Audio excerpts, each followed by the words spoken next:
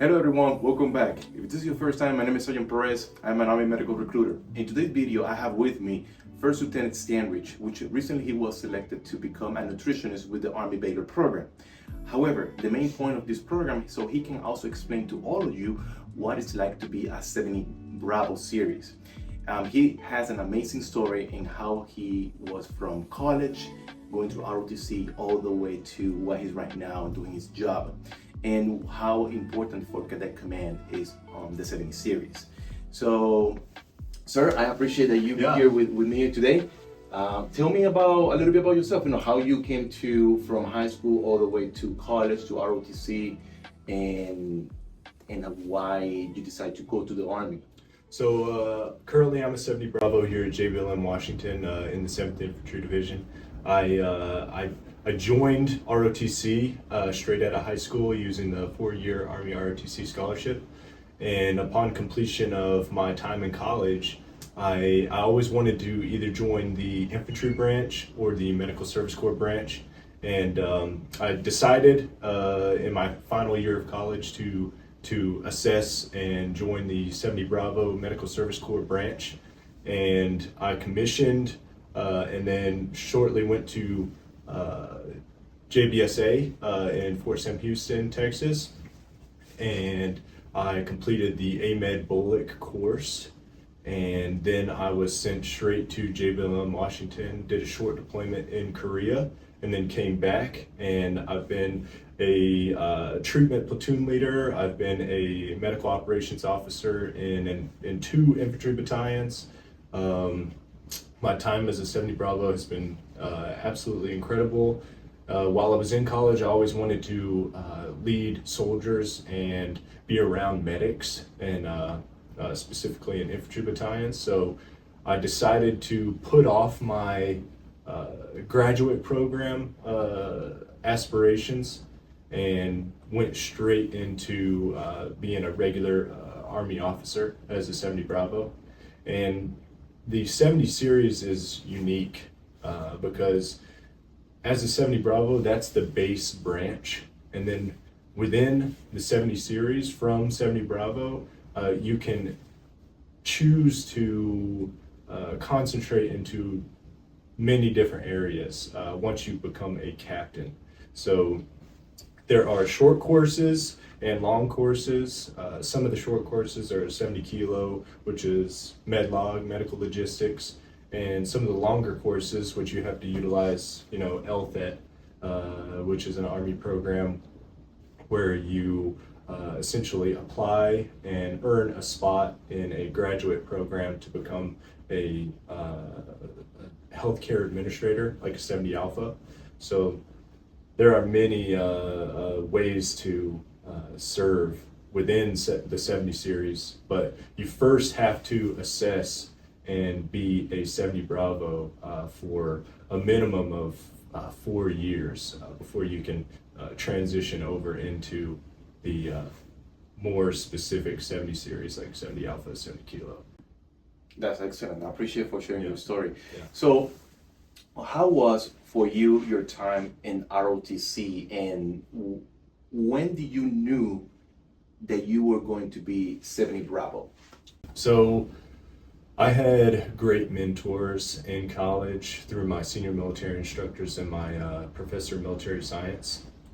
They both were infantry, and they geared me toward infantry during my first 3 years. But then I met a 70 Bravo, a 70 Hotel, who was in the 75th Ranger Regiment, and he held the position of a medical service corps officer, and I didn't know that you could be a medical service corps officer in the regiment, which is one of the greatest units that the military has to offer. And that really geared me towards opening up my horizons and seeing all the different options you could choose rather than just going infantry, which is a great branch and it teaches you a lot. But at the end of the day, on my like last month of being able to choose in a session, I chose the medical service corps branch.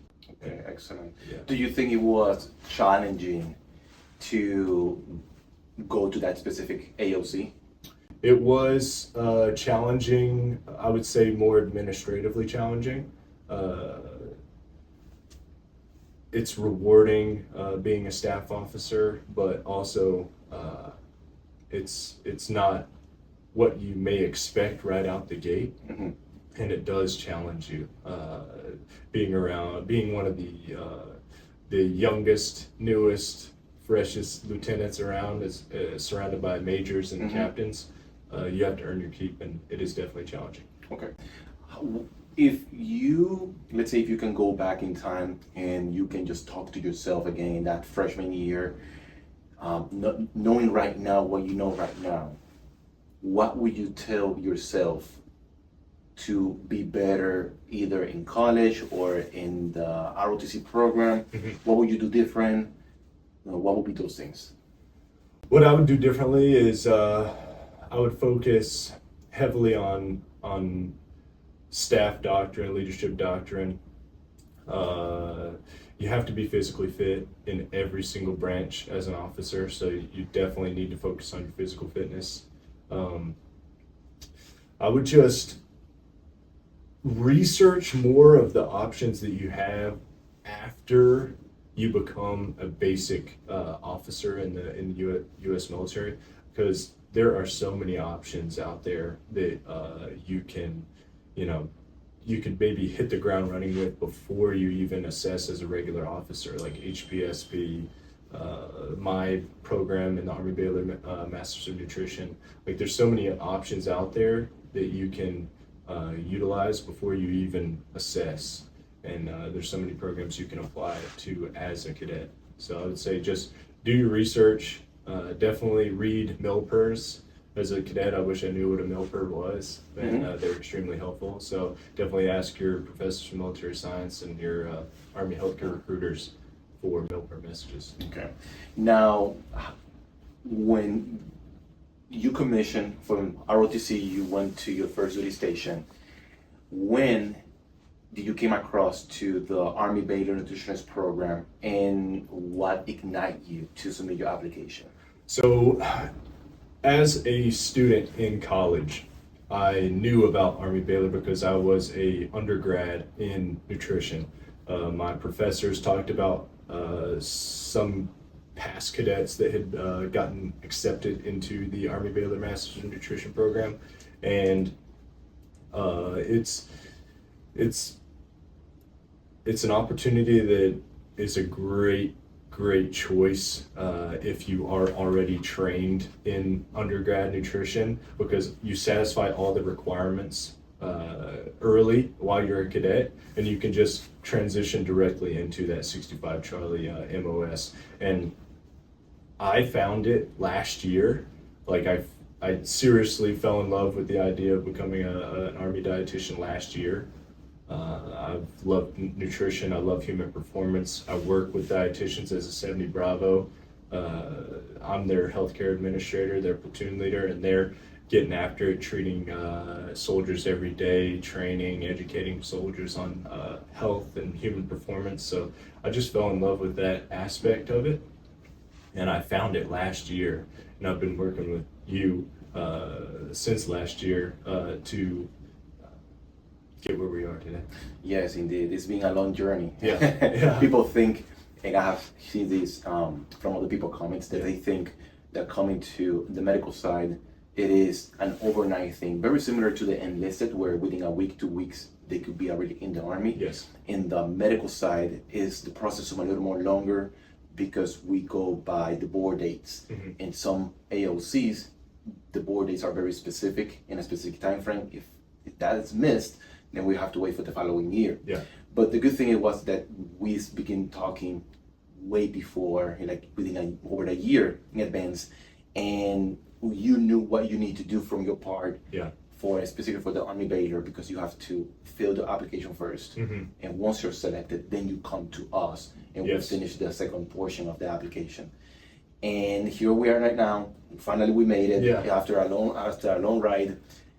And now it's just another pretty much waiting time, because from now until you report to Fort Sam Houston for Yes. in processing, it's going to be a couple more months. But during the time, you will be receiving communications from HRC and also from Fort Sam Houston with where you're going to be in processing, the thing that you need, the packing list, the PCS, and all of that.